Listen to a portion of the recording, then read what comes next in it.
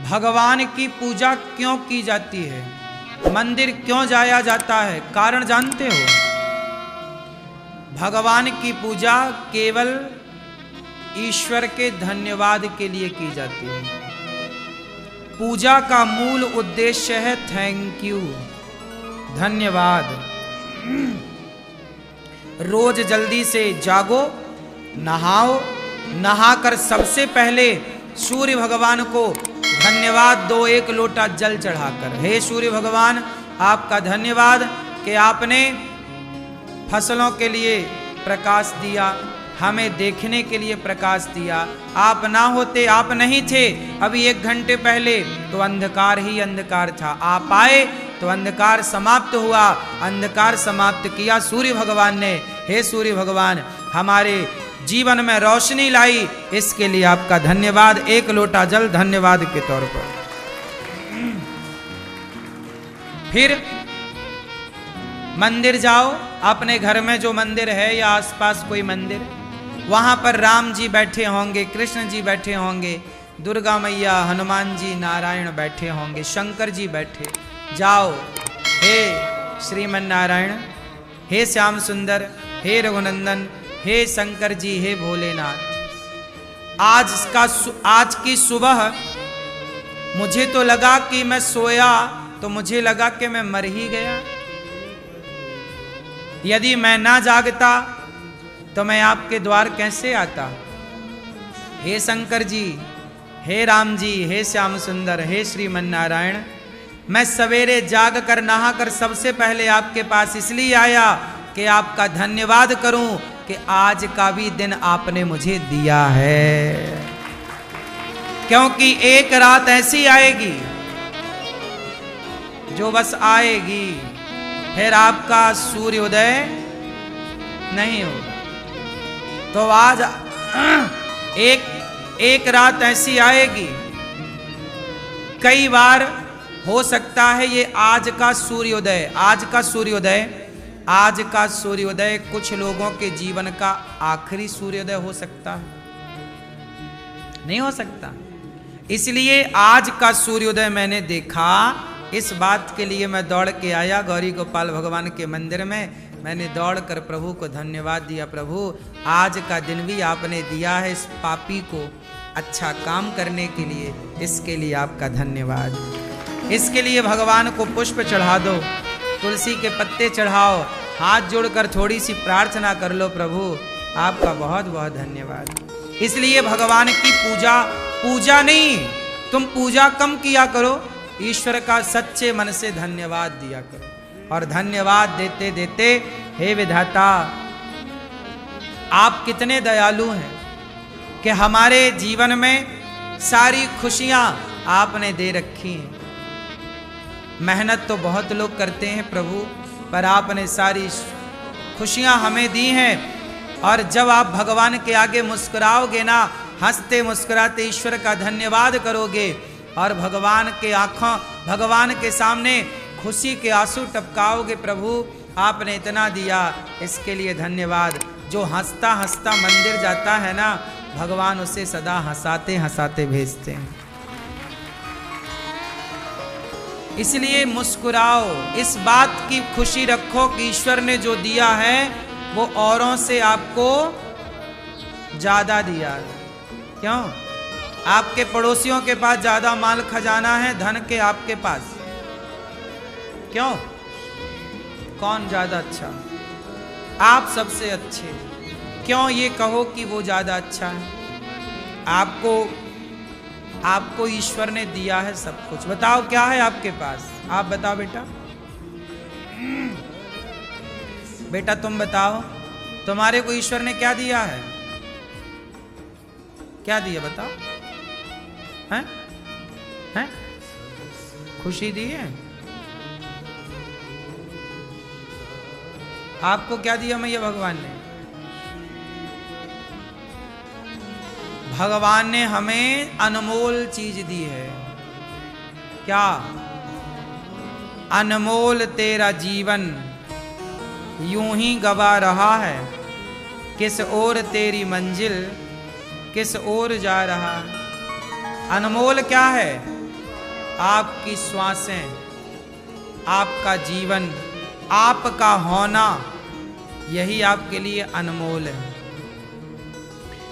आपकी उपस्थिति अनमोल है या नहीं? क्या आपसे ज्यादा कीमती आपके घर का कोई सामान है? बोलो, क्या आपसे अनमोल संसार में कुछ है? बोलो मेरी मां, नहीं ना। इसलिए सबसे अनमोल आप ही हैं।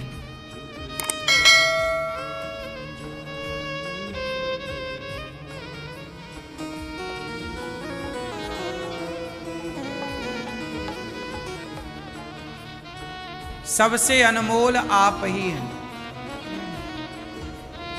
आपसे अनमोल कुछ भी नहीं।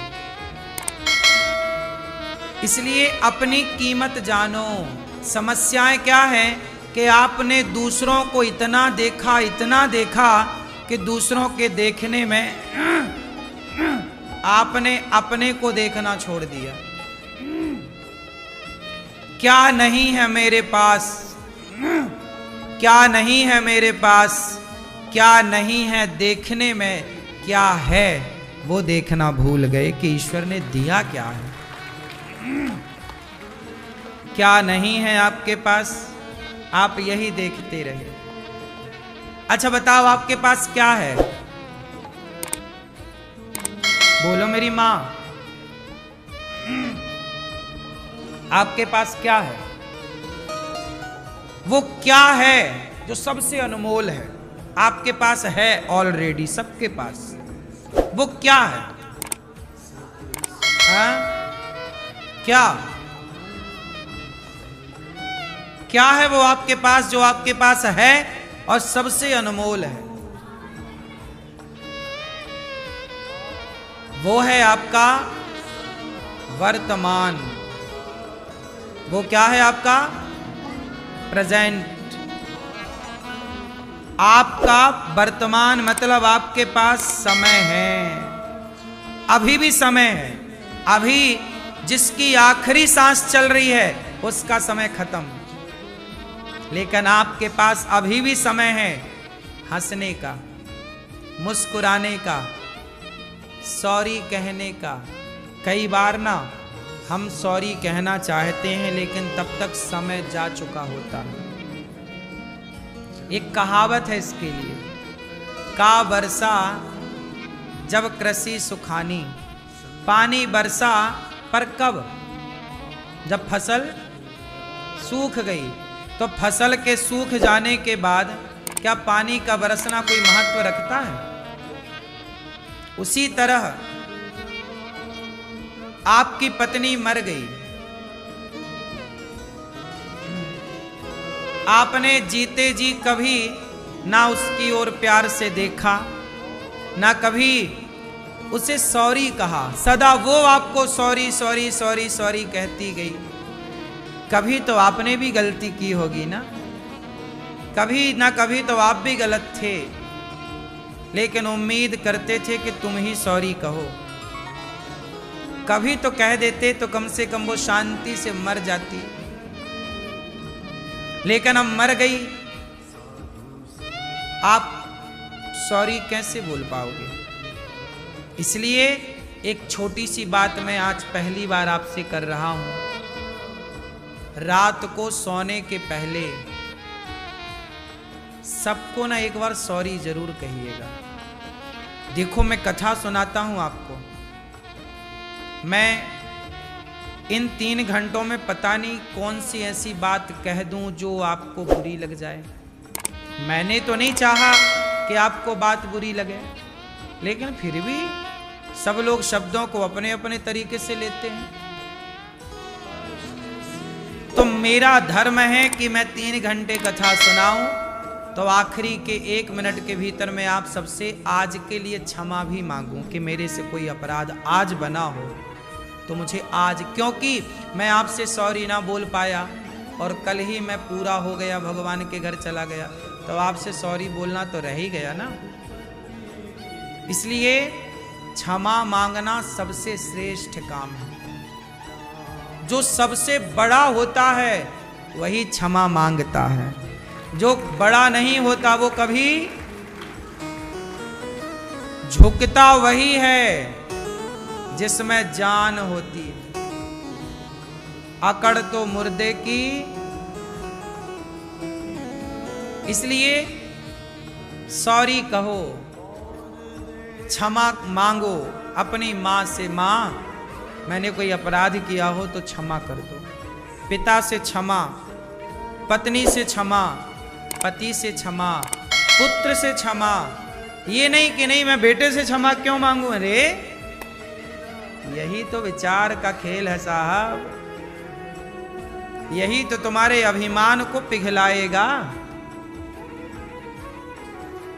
जब तक तुम क्षमा नहीं मांगते तब तक तुम्हारा घमंड तुम्हारे भीतर रहता, लेकिन जब तुम क्षमा मांगते हो तो तुम्हारा घमंड पानी बन करके बह जाता है, तुम निष्पाप हो जाते हो।